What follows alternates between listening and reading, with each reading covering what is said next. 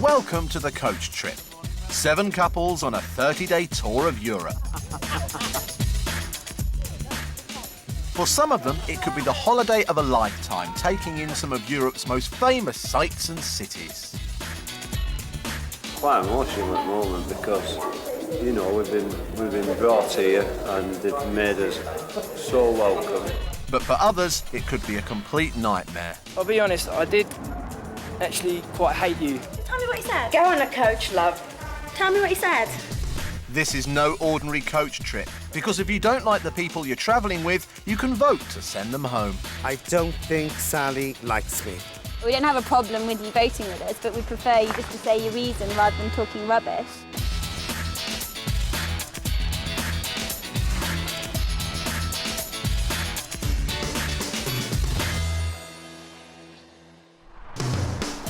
Currently travelling on the coach trip are Phil and Marion. I can only eat what I can eat, and it's not that I am a picky eater. Well, I am actually, I am. Barbara and Pete. They come up for a cuddle. Yeah, they want to cuddle. And then we go to them and have a cuddle. So it works both ways. Both ways, yeah. Emma and Sally. The tour was absolutely awful and boring. Dullest thing in the world. And they smelt, and it was pretty dull. Pasquale and Bob. I thought the Eastern European women were very, very attractive. Some great haircuts. Trevor and Paul. There's 3 squares there. One was triangle, one was almost circular, wasn't it? And one was like a little narrow path. Yeah, it was more play school. Max and Tom. Currently, the Viagra has had little effect.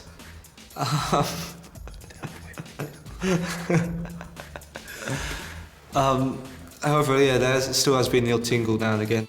Rose and Ellen. That's fine. We don't bear any malice. No. You know, with anything to say, we will say it. And keeping the passengers in line is Brendan, their tour guide. Right, guys, here we are. Who am I leading? You know, what sort of people are they? That they don't have the decency to just follow a tour till it finishes. You know, I'm just quite ashamed, really. So far, the coach has travelled over 1,500 miles from London and has been through Belgium, Holland, Germany and Austria. Previously, the trip rolled into the Slovenian capital of Ljubljana, where the passengers took a tour of the city. It's just really, really nice out there. Really enjoy. A lot different. I expected more bullet holes everywhere. And were less than enthusiastic over the famous Lipica horses. I thought they might have been jumping through hoops, but this was just your plain and simple dressage. New arrivals Paul and Trevor seem to have bonded with the group, whereas other new passengers, Ellen and Rose, haven't endeared themselves to the younger tour members. We're not great with old people anyway, and these two are just a bit dull, old. And they received their first yellow card. Plus, Pasquale is still trying to get rid of Sally and Emma. It's just finding the right moment to crush the pair of them. But what will happen on day 11 of the coach trip?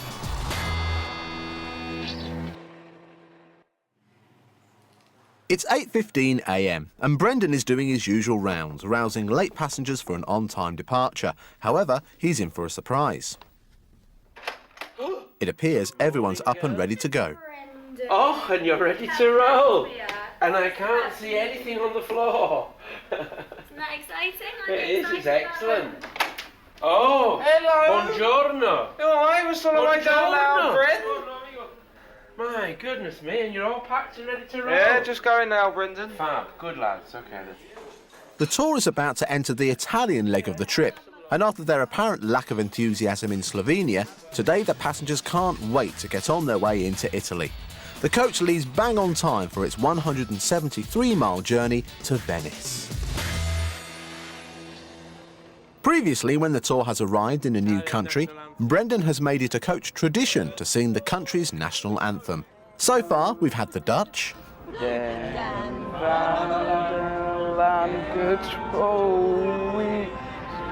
the Belgian, the German, Deutschland, Deutschland, and the Austrian.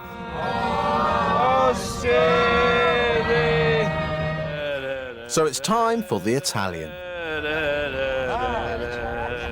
Okay. However, as the destination is Venice, Max decides to lead the group in an alternative national anthem. Oh, sole mio.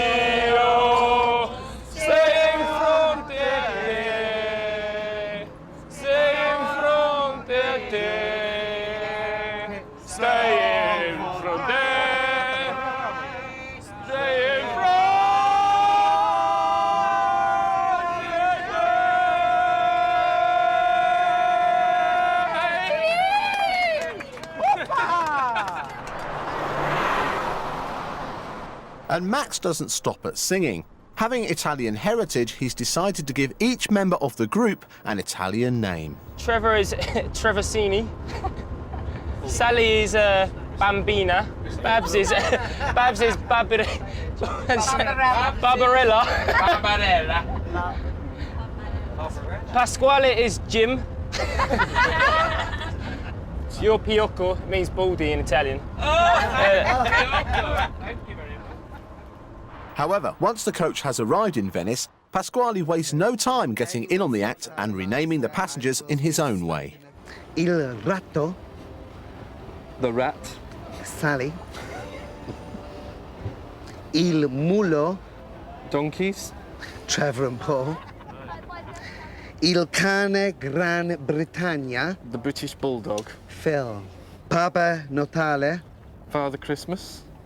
Peter. Il piccolo porco. Little Piglet. Brendan.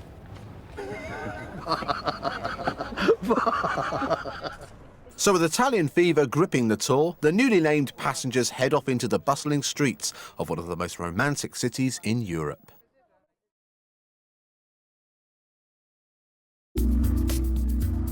Founded in the 5th century, Venice was built on over 100 islands lying in a shallow lagoon. There are over 400 bridges and 150 canals, and to allow you to get around the city, you can use its famous transport, the gondola. Although nowadays they are mostly used for tourists or ceremonies such as weddings or funerals.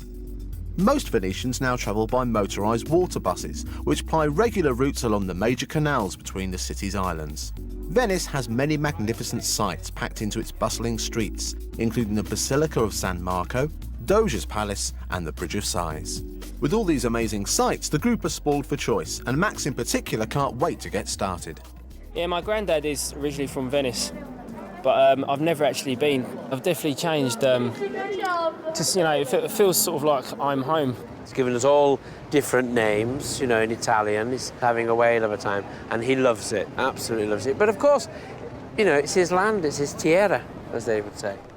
However, the other passengers decide that their first stop should be the souvenir stands, which isn't exactly what Max had in mind. People have come on this trip here to see the sights, but just staying at these shops buying postcards, what's going on? You know, when I go and have a look around, and I feel like I'm being held up by these people. No offence, everyone. Thankfully, Brendan has arranged a tour of the city to add a bit of Venetian culture to the trip. And local guide Laura takes the group to the stunning Piazza San Marco. And right from the beginning, therefore right from 800, this area was to become the political and the social centre for Venice. The Piazza San Marco, or St Mark's Square, originated in the 9th century as a small area in front of the original St Mark's Basilica. It was then enlarged to its present size and shape in 1177. The square has always been seen as the centre of Venice and is dominated by the Basilica, the Doge's Palace and the Basilica's Campanile, built in the 8th century as a lighthouse for the dock. But as usual, it's not the history that inspires Tom and Max, it's the tour guide. I'm missing something. A lady holding onto my arm. Bit romantic here, isn't it? But tell you, I've never pulled an Italian girl, and I'm going to make 100% effort to do it on this trip. Oh yeah, the Italian birds. Yeah, I've heard a lot about Italian women from Max. Max's mum, mate, as well. Bellissimo, mate. You know what I mean? In her day, anyway. Still lovely now, though, don't get me wrong. Patrizia. But I mean, I've just heard a lot about them. I haven't seen many about, you know. Max and Tom may be in love with Italian women, but there's no love lost between Phil and foreign food. It's time for lunch, and although he's been willing to experiment in the past, the traditional Italian dish of pizza is pushing things too far. Here we are in this little barrio just off the Piazza San Marco, in the middle of Venice, and we've brought the group here to have lunch. And what does Phil say as soon as he walks in? What's for lunch? So I said, it's pizza. It's Italian. And he went, oh, hell, not again. So, you know, I just give up with him, really. Apparently he doesn't like pizza either. No, I don't like pizzas at all. Feel a bit of a cheat, really. You know, you come to Italy and you can't eat the local food, but you know, I've never had a pizza in my life, I'm never going to. That's the end of it, really. I look a bit sickly, don't I, really? And Phil's lack of enthusiasm hasn't gone unnoticed by the other passengers. We just feel that the food is just not what he wants, and he's too shy to come and ask you. So I just asked one of the, could they please get him something? The poor man's hungry. He's a big lad. Certain people in this group are starting to annoy me a bit with their when are we going to be eating? Not looking around on the views and stuff like that. And they get there and then they start moaning about the food a bit.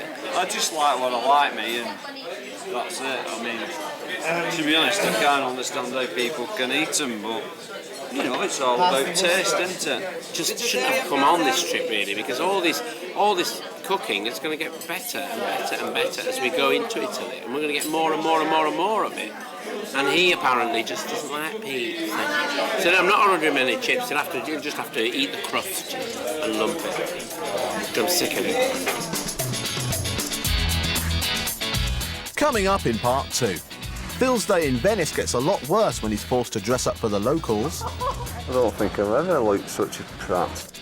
The tourists take a trip on Venice's famous canals. I just feel like I'm in the middle of a postcard at the moment. It's brilliant. And a vote on the coach gets a little bit personal. I'm just bitter about the laughing. There's no need to laugh for it, is there? I mean, it was quite evident what was going to happen. Cut.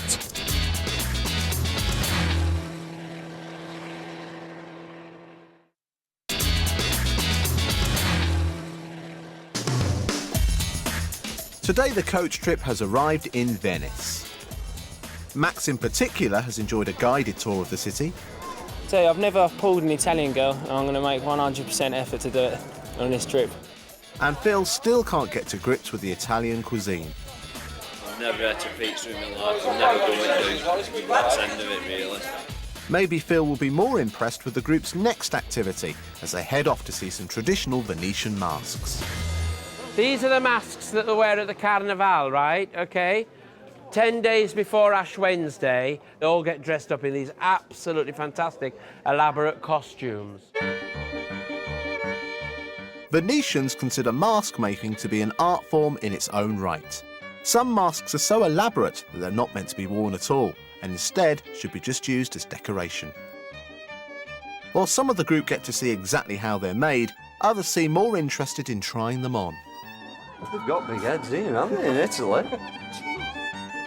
Mr. Ahmed is one of Venice's most respected mask makers. He gives the group a step-by-step guide of the methods used. We take the glue. And you just spread it along the paper mache. Big Marion and Bolton. La rigidità e la stabilità della maschera. Folding the paper creates the structure and gives it the stability and rigidity that it needs. I don't think I've ever looked such a prat. I'm just glad people, mind you, they will know it's me, won't they? Un fondo, una base. And give it a base. Molto delicatamente, quasi carezzando la maschera. Because you can't paint directly onto that.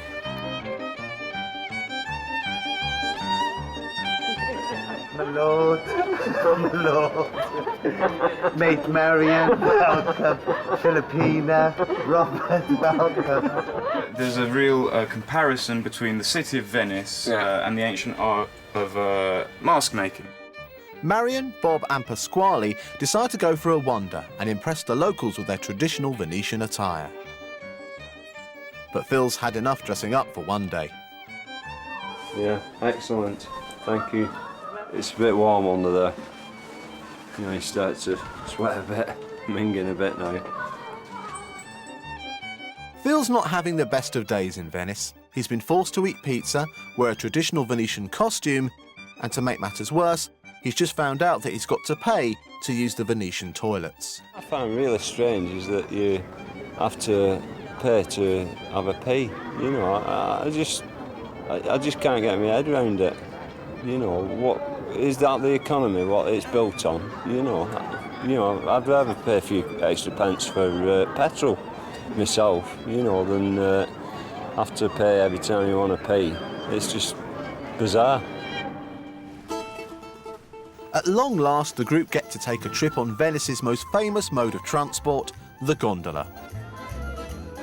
Each one is handmade using 8 different types of wood, and in the 16th century a law was introduced which meant that all gondolas must be painted with 7 layers of lacquer. After the disappointment of Libbiani yesterday, it looks like Venice is a hit for Bob. I could never have expected it to be like this. I mean, I've seen it on TV and in books and everything, but nothing can prepare you for actually being here. It's beautiful. And I just feel like I'm in the middle of a postcard at the moment. It's brilliant. I love it. Bob's just enlightened everything. There's nothing else I can add to it. It's just wonderful. We're sitting here and we don't want to go back. We're falling asleep. We're so relaxed. It's been wonderful. This is the best city I've been to up to now. I'd love to spend longer here, shopping, having a good look round. You don't think the Italian men have anything to do with it? I do think they're rather good looking. I'm half Italian. Also lie. With so much to see in Venice, the trip has managed to fall behind schedule. Brendan has decided that today's vote will have to take place back on the coach, and he's keen to round everybody up. Pasquale sees this as the perfect opportunity to show off his Brendan impression. Follow me! Follow me! Follow me! But the last laugh is on Pasquale. Having splashed out on a new Italian leather bag, Paul and Trevor think it would be funny to fill it with rubbish. Perhaps not the smartest thing to do just before voting time. Oh, that's terrible. On coach trip, the passengers' holiday will continue for as long as they remain popular with the other travellers. Because on this trip, at the end of every day, each pair vote privately for who they want off the coach. Whoever gets the most votes is awarded a yellow card. If they are given a second yellow card during the trip, they are sent home to be replaced by a new pair. It's time for another vote. Whoever gets the most votes this evening will get a yellow card. May I remind the group that both Ellen and Rose and Phil and Mariam do have a yellow card already. So if they get another yellow card this evening, it will mean it's a red card and they will actually leave the group. Max and Tom are first to vote. Tonight, me and Tom are going to be voting for Trevor and Paul. You voted for us yesterday, yeah? I'm not sure about the reason, you know, like we've been on the longest and we're the most popular. On this trip, you've got to vote for people for bad things, you know. They are hilarious, yeah, but I have met people like this before, where they're proper, they keep cracking you up, and after a few days, they just really, really get on your nerves. And they're not getting on the nerves yet, but it's going to happen, I think. Okay, tonight we really had a choice of 2 people who we're going to vote for. As we said all along, whoever's been on the longest, we thought it was fair to vote for. They left us a choice in the girls or Phil or Marion, so it's Phil and Marion. I did have a conversation with Phil last night and he explained that I was thinking about voting for him. He turned around and said if you had voted for me, you'd have probably got voted off the next day because he's so popular. And he also told me that he always votes for the new person that comes on a trip, no matter what. So it sort of made our decision quite easy, didn't it? We felt that was a bit harsh, Yeah, so it's made our decision very easy, really. Tonight we're voting for Pete and Barbara, and the only reason for that is because you're all lovely people, but we feel that you've been on too long and it should give a chance for someone else to have a wonderful time as we've had. Tonight, Peter and myself are voting for Paul and Trevor. The reason we're voting for you is because we've got 2 on yellow cards and we didn't really want to take them any further. And the only reason we're voting for you is because we've got to vote for someone. We're voting tonight for Trevor and Paul, basically because we haven't spent enough time with you. We haven't sat on the coach with you yet. We haven't really had a chance to sit and talk.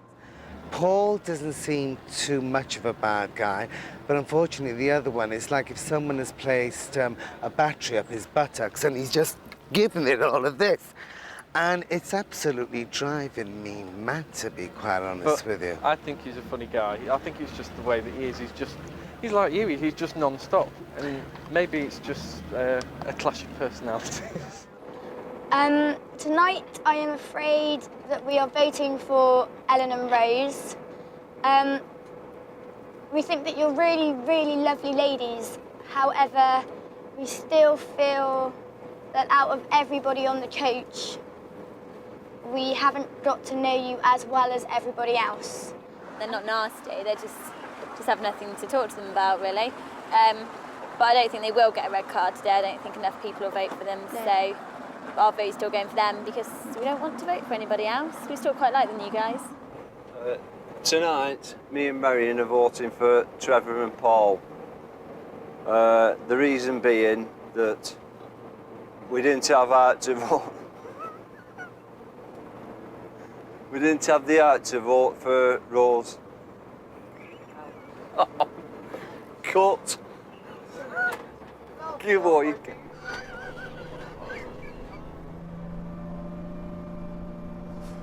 Rose and Ellen were already on a yellow card. We didn't feel as though we could vote for any of our mates, and although it seems a bit tight voting for the same people twice, you know, we feel bad about it, but that's just the reason we came up with and how we wanted to do it.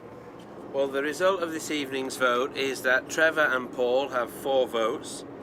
So without further ado, I shall give you your yellow card. God bless you. Thank you. That means that as we stand, Paul and Trevor have a yellow card, Ellen and Rose have a yellow card, and Phil and Marion have a yellow card. So that is 3 yellow cards within our group. Thank you. So Trevor and Paul have received their first yellow card, and they aren't too happy about Phil's behaviour during the vote. Maybe it's coming across a bit that we're bitter, but I'm just bitter about the laughing. There's no need to laugh for it, is there? I mean, it was quite evident what was going to happen. We knew they was going to vote for us. There's no need for it. I think he's petty, you know. And I don't. It's a game. I don't understand why everyone likes him so much either. Hey? I think he's got a charisma of a carrot. Less than that, his voice mate. has got no tone at all. He doesn't seem to no, get he excited. does. He sounds like He Peter eats Kay's bugger arse. all. Yeah. You know what And I I mean? do not understand why people miserable like it. around food. He likes a couple of chips. Drives around the wall. Can't eat that. Can't eat that. Where's me butter? What? Where's me butcher? Go to shop, get butcher. I know they serve him pasta for breakfast, dinner and tea. I'm telling you. Chomp onto that. And I hope he's got spinach and ricotta and it gets stuck in your teeth. Next time on Coach Trip, the coach hits its second Italian destination, Bologna. The group get to make their own pasta, much to Phil's disgust. They visit a Lamborghini museum. At least you can see you've sat in one, can't you? And one of these 3 couples are heading home at voting time.